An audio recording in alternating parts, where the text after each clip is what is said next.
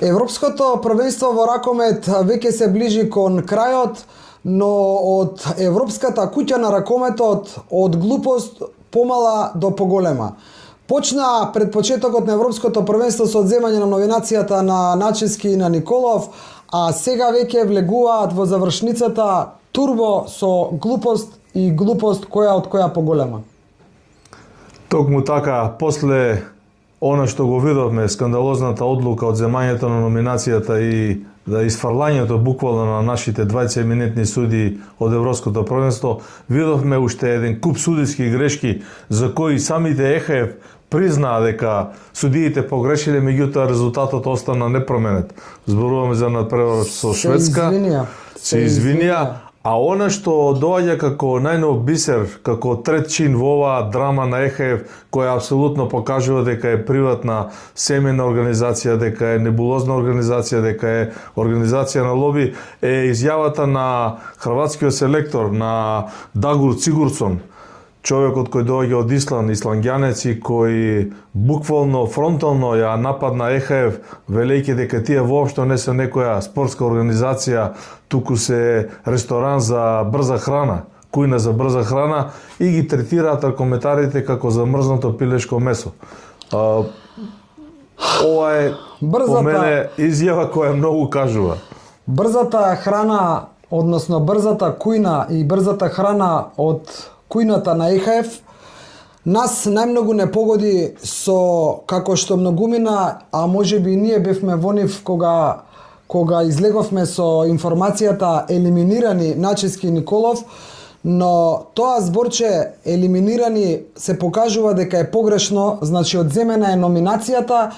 И тоа што е уште поважно е дека како одминува Европското првенство и како се нижат овие грешки на судиите и грешките, односно глупостите на Европската куќа на ракометот, дека како ЕХФ да се покајува за Николов и Начевски. Па така излегува, И последните вести што стигнуваат до нас се дека навистина се каат што ги немаат најдобрите во завршницата кога најмногу им треба. Останува да го гледаме полуфиналето, финалето и борбата за петото место меѓу Португалија и Шведска, а кога сме веќе кај Шведска, околу овие аномалии, да не речем глупости, небулози, навистина смешни чекори кои не долекуваат ни на помали спортски асоциации, несериозни, веќе е благ збор. Ова е веќе да спијат ракометарите на Хрватска во автобус, ќе кажеме нешто подетално продолжение на емисијата, и излезе Михаел Апелгрен, морам да се подсетам за шведскиот селектор, со исто своја изјава официјална на пред медиумите, пред оние акредитирани новинари во горе кои известуваат, и дава поддршка на овие критики на ЕХФ дека сето ова отиде некаде во недоглед во бескрај. Климаво, значи раководењето на ЕХФ е не климаво, него како веќе пред кинење, многу грешки, многу глупости. Европа сака ракомет, Европа сака квалитет, го имаше досега, но некако, кажав, почетокот со Начевски и со Николов, тоа избрзано действување од страна на ЕХФ, без никакви аргументи и докази. Веќе ќе излези нарачено действување за да се елиминираат буквално нашите судии.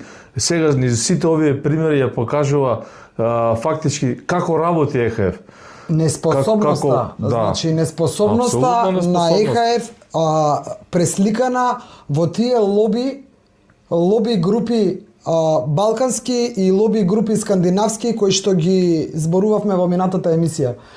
Кај мене останува исто така силен впечатокот дека чувствувам дека како што ЕХФ се покајува во врска со Начевски и Николов, а ќе се каја и за сите овие други грешки што ги прави во текот на првенството, ќе се покаат и нашите раководни структури кога е ракометот во прашање, а да не одам и до некои повисоки нивоа во спортот воопшто, што се уште молчат и се уште нема никаква, ама буквално никаков трзај, никаква реакција по повод ова што им се случува на Начевски и на Николов. Ќе остане и тоа како еден голем белег и еден голем срам за нас како македонци и како луѓе што требаше да реагираме. Срамот се надврзува на срам, ако веќе е евидентно кој ги казнил нашите суди, ако низ овие изјави на двајца селектори и фактот дека од 4 полуфиналисти 3 репрезентации се сместени во Хернинг, каде што Данска го игра комплетното европско првенство,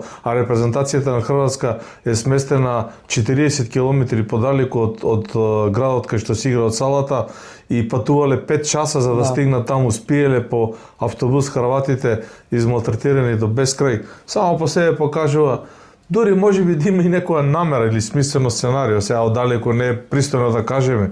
Меѓутоа катастрофална организација.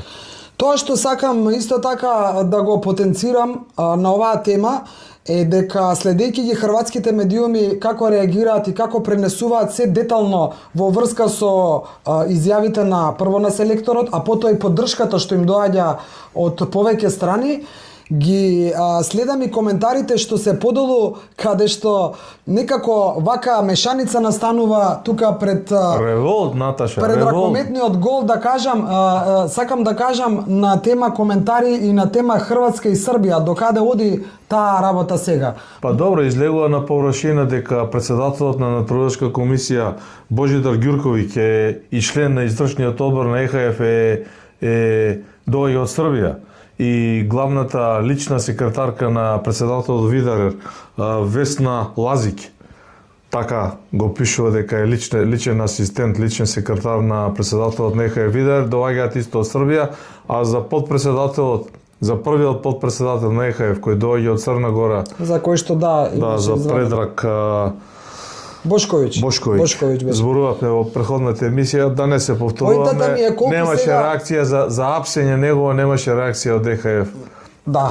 Најетички да излезат и да кажат додека е овој случај, го ставаме во умирување местото на подпредседателот. Најмалку што треба да направи. Како што имаше за нашиот Драган Начевски кога беше председател на судиската комисија, каде што недокажано веднаш го суспендира од работа, каде што сега за Славе Николов и Ѓорги Начевски исто така недокажано, можеби има нешто да не се повтори. А овде зборуваме за првиот подпредседател кој е уопсен со улицици на аеродромот во Подгорица. Не навлегуваме како оди тоа понатаму.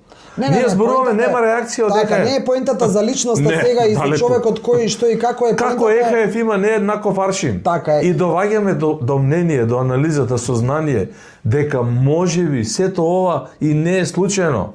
Едно е од незнаење, а второ е од такви мрачни сценарија, од кој сценарио настрадаа и нашите суди. Нашите суди настрадаа со тоа што него одсвиреа, него одсудеа своето на ова европско првенство, останаа дома, но останува ете таа нова вест, нова информација дека ЕХФ длабоко жали што тоа се случило и се покажува дека и не греши ЕХФ што жали за тоа што судењето што го видовме на ова европско првенство. Да не излезат после изјавите од сите овие наши луѓе кои се во ЕХФ горе, кои ги кажувавме во минатите емисии, те делегати, те суди, те тренери, те не знам во различни таму комисии имаме во медиумите наш човек, сите тие се, тоа е признание за Македонија, далеко дека ние ги меѓутоа да не излезе после да почнат да велат, па знаете, добро е сега што ги помилува Начевски и така е. Ние сме познати и докажани по тоа дека не сакаме да се поддржиме меѓу себе и дека оставаме на милост и немилост да ни влегуваат клизечи во било која, еве конкретно сега за Николов и Начевски зборувам, а потоа кога ќе се докаже спротивното, потоа сите леле јас бев со тебе, знаеш јас не смев тогаш да зборувам. Ќе остане да се срамиме затоа што изостана поддршката за нив двајца. Значи катастрофалната грешка на надпреварот Унгарија Шведска ми се чини беше кога швеѓанецот брани со престап на 6 метри за недосудениот пенал. И кога, од страна на босанците. Кога гледаат варот го гледаат и имаат можност да променат одлуката судиите и не ја минуваат, што кажува? А тоа директно одеше во полза на Данска, ако се гледа аналитички. Значи Шведска игра 5-то место врз база на тој резултат. Доколку го изгубеше тој надпревар, прашање дали Шведска ќе играше за 5-то место против Португалија. Да, не влијаеше и на другите резултати. Како и да не влегуваме детално, ова последна ова изјава од селекторот кажува се. Ајде да бидеме кратки оваа емисија, сакавме со вас да го споделиме само ова како нова информација дека како ЕХФ да почнува да се кае, останува да следиме и да наблюдуваме што ќе се случува до крајот, остануваат полуфиналните надпревари и останува на крајот Данска, Германија, Хрватска, Исланд. Тие се четирите екипи кои играат меѓу себе. Хрватска игра со Германија во полуфиналето, Данска игра со Исланд. Кој од тоа ќе се случува сабота, недела, за пето место рековме Португалија, Шведска. Ако се земе во предвид дека данците, хрватите, па и германците играат веќе 7, 8 или 10 пат во последните во историјата на сите европски првенства во полуфинале, само по себе кажува и каде е концентриран квалитетот, но тоа е малку поширока тема. Македонија останува 14-то пласирана. Кажавме веќе, ти си даде изјава дека успех. Една порака до сите наши гледачи кои навистина на сила сакаат да наметнат дека не де Боже, ние како продукција Скок или како Наташа и Мијалче сме вулгарни спрема селекторот Киро Лазаров. Тоа е голема грешка, голема ваша заблуда, не ги гледате емисиите, ги гледате најавите и малку сте со извинување недозреани да доловите петата димензија на нашите емисии, посебно кога е во прашање селекторот Киро Лазаров, кој нити во еден момент не беше навреден од наша страна.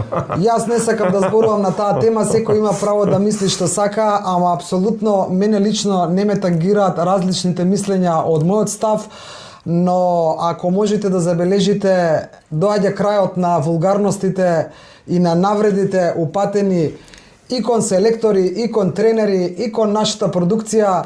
Така да сите што сте добронамерни и сакате да ни пишете нешто, профилите ни се отворени во приватна порака. Со име и презиме, без псевдоними, без скриени профили, без лажни имейл адреси, без лажни YouTube канали, без криенки и отворено со лице, па да видиме кој повеќе разбира ракомет, кој го навредува Кире, кој кажа лоши зборови за нашите ракомети јунаци, кога ги испофаливме и им дадовме Балон дор пред да почне ракометното првенство со самиот пласман, тоа не значи дека нема простор за критика и дека петото место освоено со Звонко Шудовски е наш најголем достиг. Така е, јас нема ништо ниту да додадам на ова твоето, ниту да одземам. Остануваме да следиме до крајот што ќе се случува на Европското првенство, остануваме да ја чекаме сега веќе најверојатно неизбрзаната информација од ЕХФ во врска со нашите судии и да видиме дали до крајот во очи викендот сега ќе се случи уште некоја поголема глупост на организаторот на Европското првенство. Само да завршиме со изјавата на Дагор Сигурсон, пак ќе ја цитирам, да излезе едно такво еминентно име од ракометот од Исланд, селектор на Хрватска, да ја бойкотира пресконференцијата, официјалната пресконференција и да изјави дека ЕХФ го раководат неспособни луѓе и дека тоа не е спортска организација, туку е ресторан за брза храна, кујна за брза храна и дека ракометарите се третирани како замрзнато пилешко месо, само по себе доволно кажува за сите овие имиња кои се во ЕХФ. Па, сега извинете и вие, драги наши пријатели од Македонија, и вие сте во истата манџа, во истата чорба, вие сте во ЕХФ. За жал, не ги заштитивте нашите судии, не кажавте ни А, ни Б, ни точка, ни запирка. Не ја заштитија можната невиност. Така е. Можната невиност. Затоа, како велат, кој кому гроб му копа, сам во него паѓа. Ми текна на поговорката што уште од дете, нели, сите ја имаме слушнато. Да сме живи и здрави, одиме со финишот на Европското ракометно првенство, сабота, недела ќе гледаме, ќе уживаме и да се надеваме дека овие две изјави на селекторот на Хрватска и селекторот на Шведска ќе бидат последни со критички тон, да не речем утепувачки карактер за функционерите и за она фамилија на ЕХФ. Очекувам реакција од страна на ЕХФ во смисол дека на вакви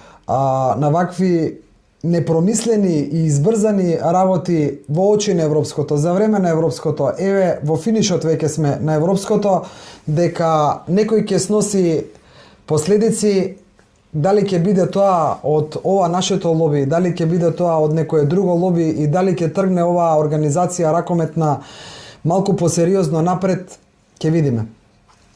Довидување до тогаш. Довидување.